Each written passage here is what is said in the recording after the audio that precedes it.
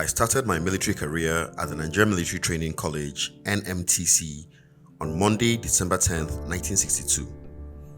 I had arrived the day before to join other classmates from Bida Provincial Secondary School, Garba Duba, Sani Sami, Sani Bello, Mohammed Magoro, Kaduna School, and Maman Vata. In all, 60 of us, drawn from different parts of the country, had reported to the commandant at the NMTC in Kaduna to commence our basic military training as members of Course 6. Founded in April 1960 by Prime Minister Alhaji Sir Abubakar Tafawa Balewa, the Nigerian Military Training College NMTC was a transformation of the earlier British-run Royal Military Forces Training College, designed to train on home soil Nigerians that would eventually command and manage a future Nigerian army after independence. The idea at inception was to provide basic military training for infantry officers who would subsequently go abroad for more formal training. NMTC's first cadets entered the college in March 1960. The roll call of that first set of cadets includes names of men who would not only feature prominently in the growth of the Nigerian army, but also in the country's development. That list included names like Theophilus Yakubu Danjuma, Samuel Ogbemudia, Julius Alani Akinrinadi, Alabi Isama, Emmanuel Abisoye, David Bangboye, Ben Bulie, Ayo Ario, Ignatius Ubea, Martin Adamu, and Sule Apollo. NMTC became the Nigerian Defense Academy NDA 4 years later. Again, at inception, NMTC and subsequently NDA was patterned after the Joint Defense Service Training Institute of the Indian Armed Forces in India, where cadets of the three services, Army, Navy, and Air Force, trained together before they were sent on their respective service academies for further pre-commission training. Not surprisingly, many of the earlier trainers at the NDA and its precursor, NMTC, were Indian Army officers. The first commandant of NDA was an Indian Army Brigadier M.R. Verma. Today, the NDA has become a much bigger outfit. From its modest beginnings in 1960, when we were there in 1962 as trainee cadets, to a full-blown degree and postgraduate degree awarding academy with an entirely Nigerian training staff, the NDA has remained dedicated to the original idea of training young cadets and instilling discipline and leadership skills in them, albeit in an academic setting. It is also instructive to note that since 1981, the NDA has begun training foreign militaries. From our first day, NMTC was a challenging experience that none of us seemed prepared for. As part of the tradition of psychologically breaking us in, on our first day, sergeant majors shouted at us, called us names, kicked us, and humiliated us. It was hell. We couldn't walk from one point to another. We had to be taking double steps in our walk as if race walking. We were all convinced that the push-ups and pull-ups would kill us. Between these physical and endurance tests, which went on for months, and bouts of academic work, we engaged in obstacle races and military training. The exercises included general military skills, individual preparedness training, preparedness for extended field operations, conducting small unit tactical operations, and small-scale weapons training. Those early days were so demanding that some of us decided to run away. So one day I persuaded Garba Duba that we should go into town to see his father, a political figure, and tell him we wanted to abandon the course. The older Duba didn't waste time with his reply. In a response that I have never forgotten, half pep talk and half threat, he calmly advised us to go back to school, failing which he would ensure that none of us ever got employed anywhere if we dared to abscond from the program. That did the trick. We settled down to work on our return to school and were amazed that the 5-month course went by so quickly. Yet, short as it seemed, I have vivid memories of my 5 months at the college for many reasons. Apart from an opportunity to consolidate my relationship with my classmates from Bida, I made new friends. I met, for instance, a pleasant young man, Paul Tarfa, who has remained a close friend and associate ever since. I also met another young man from Kano, Sani Abacha. Our paths would repeatedly cross until he died in 1998. Two of my instructors at the NMTC, Captain Christian C. Ude and our company commander, Captain Martin Cookshine, made a tremendous impact on me and my fledgling military career. As platoon commander, Captain Ude took a particular interest in me and made sure he kept in touch with me when I proceeded to India for the second half of my training. I've always remembered both of them. On April 20th, 1963, we passed out of the NMTC, and barely days after, I and some classmates were on our way to India for the second half of our training. We headed for one of India's oldest military academies, the Indian Military Academy, Dehradun, now in Uttarakhand. Founded in 1932, this pride of the Indian military has since its inception been the officer training academy for the Indian Army. As I stated earlier, during our independence in 1960, the Sir Abubakar Tafawa Balewa government decided that it would be more prudent to have the government of India assist Nigeria in army training. That explains in part why many of Nigeria's army officers were trained in India. When we arrived at the end of April 1963, the Sino-Indian War of 1962 between India and China over the sovereignty of a widely separated landmass along the Himalayan foothills had just ended. There had been many border skirmishes between India and China after the 1959 Tibetan uprising, when India granted asylum to the Dalai Lama. The impact of the 1962 war left its mark on the academy, judging by the nature of the training we received. From 1963 to 1964, the academy's initial 1.5-year regular courses were truncated and new emergency courses were introduced. And since we had an earlier training period at the NMTC, this arrangement ideally suited our plans. The schedule at the Indian Academy was also hectic and intense, but at least we were now in more familiar territory. For example, at the NMTC, our regular day started before daybreak, followed by 1 hour of drills and physical exercises. Then, after a heavy breakfast, we broke into outdoor and indoor activities, depending on the choice and nature of the training program. These indoor and outdoor activities would be followed by a compulsory regime of extracurricular activities, hobby classes, and indoor activities before we finally collapsed into our beds at about 10 p.m. Our routines were sometimes complex and challenging, at other times monotonous, but always adventurous and full of challenges. The Indian Academy's training program included practical attachments to a regiment of the Indian Army at the end of the course. However, the formal commissioning of the new officers preceded such attachments. Accordingly, once the formal training ended in September and I was commissioned as a regular combatant officer of the Royal Nigerian Army, I opted to be attached to the Indian Armored Regiment known as the 17-Horse Pune Regiment. My choice of the Armored Regiment over others was not accidental. Even though I knew then that the Royal Nigerian Army didn't have an armor corps, still fixated on being an engineer, it seemed logical to be a part of operating and maintaining armored fighting vehicles, weapon systems, and communications equipment. At the time, there was an additional sentimental reason for opting for the armor corps. I fell in love with the uniquely bright French grey and maroon colors of the Indian Armored Regiment, particularly its distinctive black beret, as opposed to the rifle green and blue colored beret worn by the regiments of the other arms and services, respectively. I returned to Nigeria from India in January 1964 as Second Lieutenant Ibrahim Badamasi with personnel army number N/438. I was promptly deployed to the reconnaissance squadron, the Turaki Squadron, 1st Brigade, Kaduna. Although the overall commander of the 1st Brigade was Brigadier Samuel Adesujo Ademulegun, young officers hardly had contact with him. I had Major Chris Anufuru, Major Hassan Katsina, and Major Ukpo Isong as my immediate commanders. These senior officers were very kind to me in their different ways.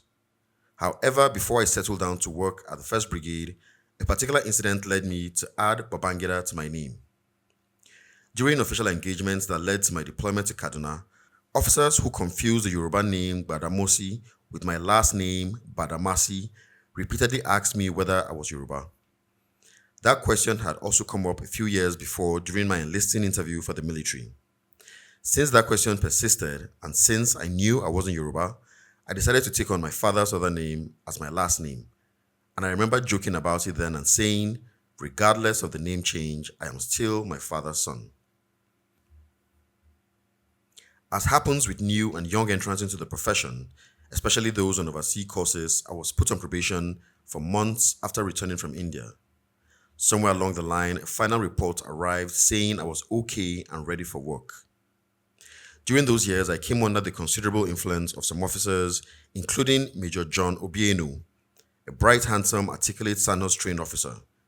Major Obienu inspired us and instilled so much pride in us in the Armored Corps. We all admired him and wanted to be like him. We even tried to dress like him. I spent 2 memorable years in Kaduna after India. It was also a period I could never forget with friends like Lieutenant Duba, Lieutenant Chris Ugokwe, Lieutenant Roland Ogbona, Lieutenant Alhassan Yakubu, Lieutenant JC Ojuku, and Lieutenant Yakubu Anifowoshe. Together we worked hard, but we also partied a lot, spent long nights out, were consumed by human self-indulgence, and did what every young man did. It was great fun.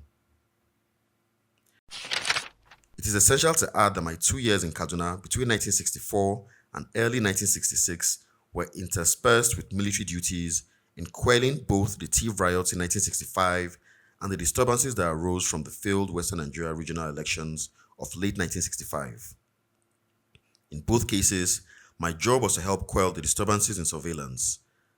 And although those interludes were not full-blown warfare situations, they brought me close to the brutal and futile realities of violence and war skirmishes on a reasonably large scale.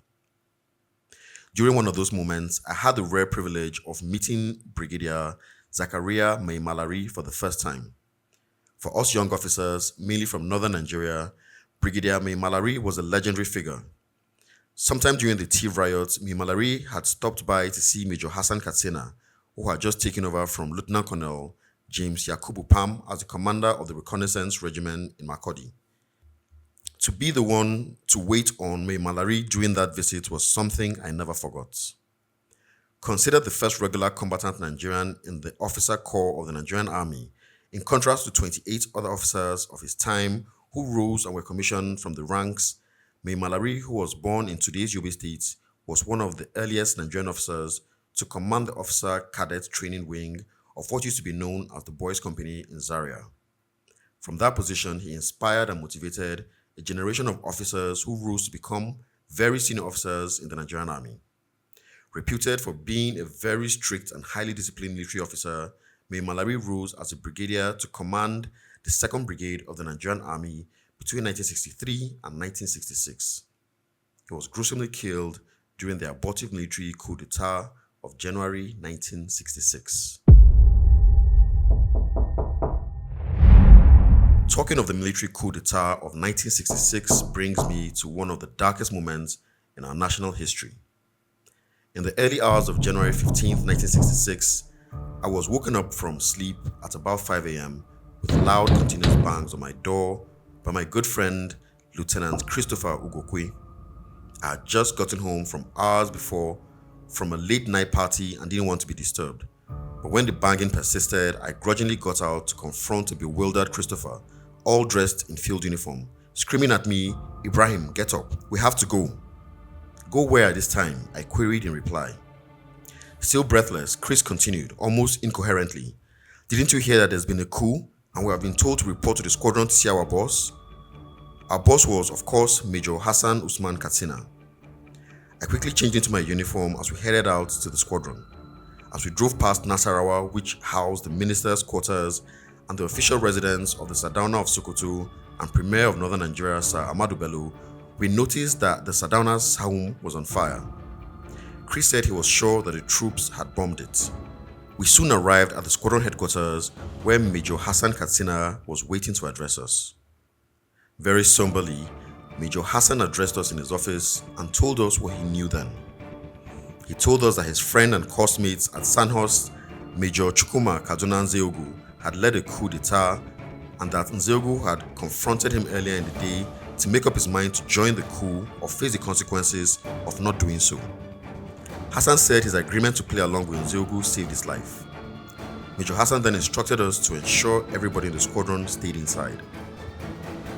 As a young second lieutenant, I was lost for words. I was only 24 and had never known the type of military intervention we were experiencing. I was only vaguely familiar with Gamal Abdel Nasser and his Free Officers movement ousting King Farouk of Egypt in 1952. But that was textbook stuff. To have to experience this firsthand was different. Later that morning, acting presumably as the leader of the Supreme Council of the Revolution of the Nigerian Armed Forces, Major Nzeogwu addressed all officers in Kaduna at the brigade headquarters. Looking quite ruffled in his bandaged neck and left arm, Nzeogwu, in a speech in which he referred to us as comrades, informed us that the military had taken over the government of Nigeria and that he had secured northern Nigeria in the name of the Supreme Council of the Revolution. He then appealed for cooperation and understanding from all the officers present. At a subsequent press conference, Nzeogwu elaborated on what he described as Operation Damisa. Damisa being the Hausa word for the leopard which never changes its spots.